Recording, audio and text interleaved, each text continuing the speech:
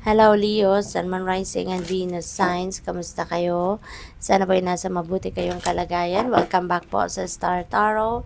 Kung bago kayo dito, welcome din kayo. Thank you for your support.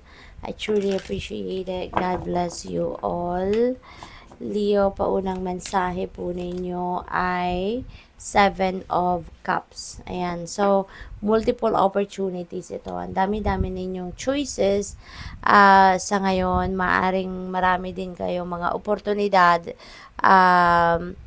and possibilities. So much potential out there na dadating sa inyo sa ngayon na maaring kailangan ninyo pag-isipan mabuti, no, before you jump into it, before you jump into conclusion, before you choose kung ano man ang mga, kung ano yung kukunin ninyo dyan, or kung ano yung option na you're going to pick, no, pag-isipan ninyong mabuti para nang sa gayon you will be guided accordingly. Kaya makinig din kayo sa inyong intuition kasi it will lead you to the right option.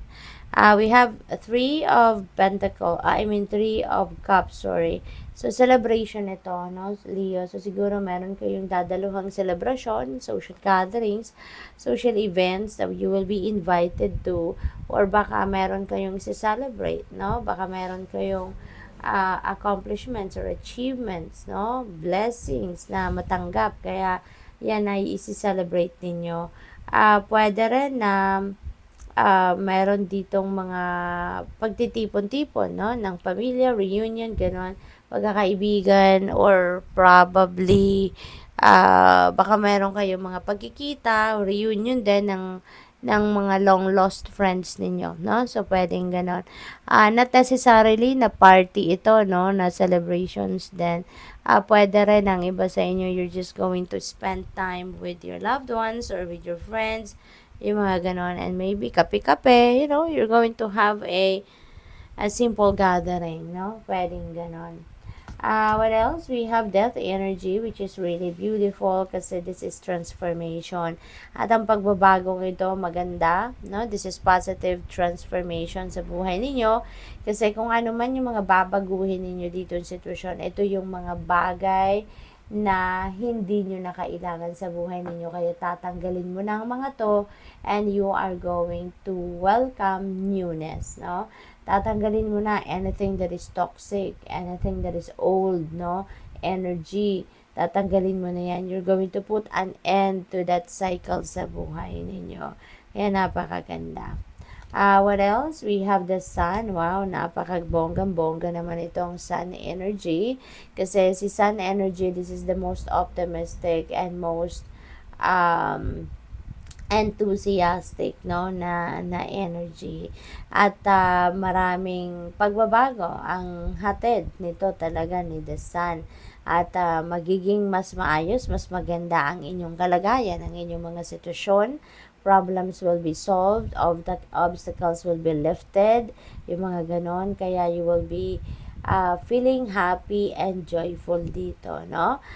This is also a time for success, okay? This is a time for success. Kaya, entitled naman kayo na i-enjoy, no, yung inyong tagumpay.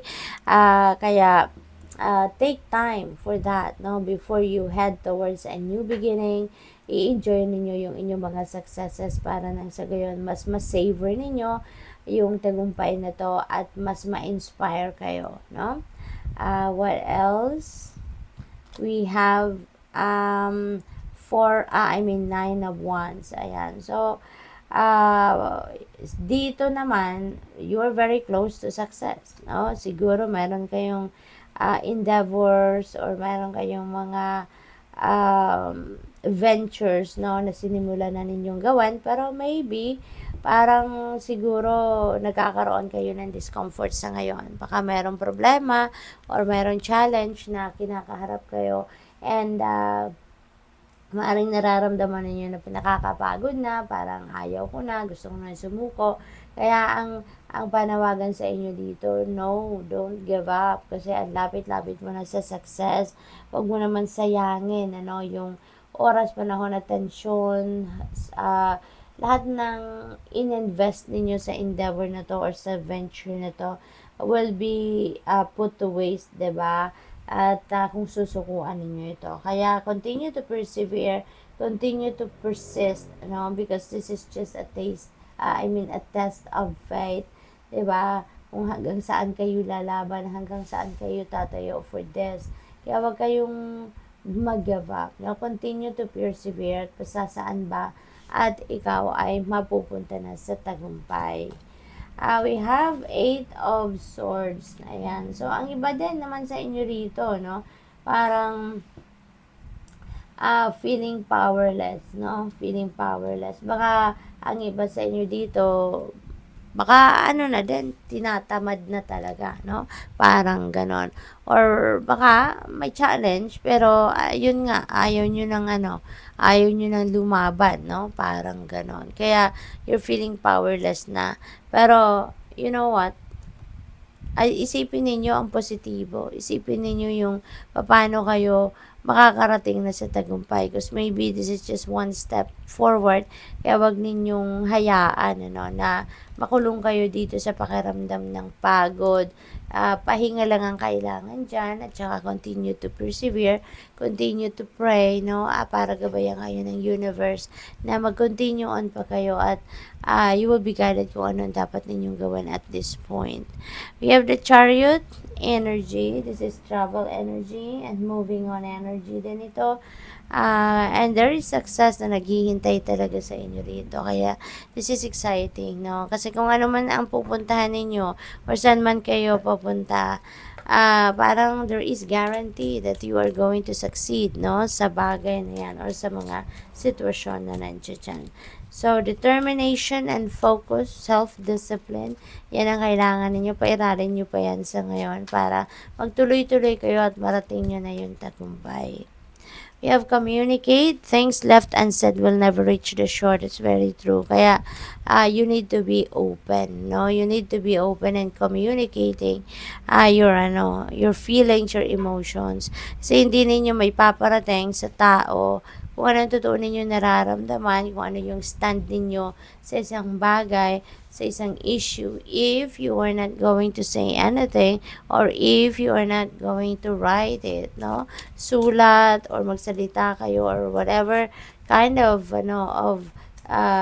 communication dapat ninyong gawin ito para may parating ninyo kung ano yung totoo ninyong saloobin. Stay the course, perseverance. This is a confirmation of that 9 of Wands.